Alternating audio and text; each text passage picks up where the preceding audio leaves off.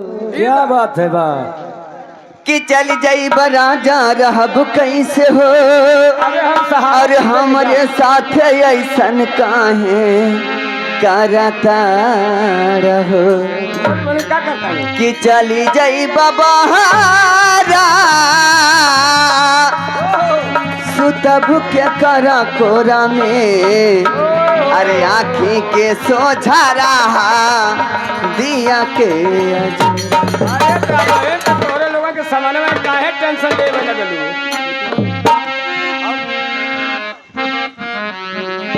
लेकिन आप लोग बोली कोरस के समय भोजपुरी गीत से लेकिन शुरुआत लेकिन कहना क्या कहना है। अरे जान जान गई गीत के ही बोले लेकिन कहना क्या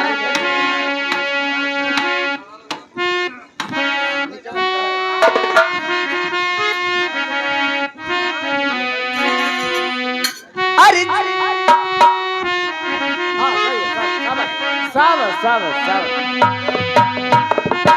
ए मास्टर जी यही बात लेकिन कहना है क्या बात है। अरे जान गई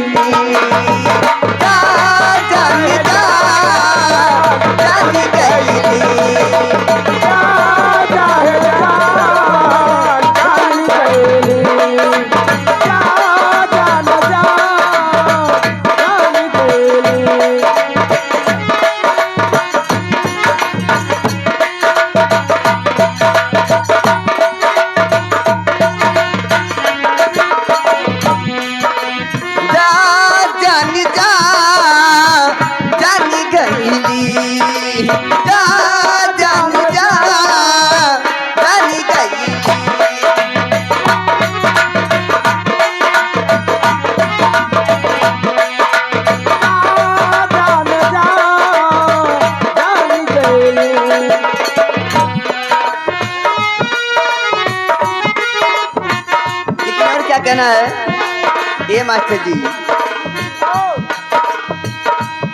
कितना पानी में बर्फ है जान गईली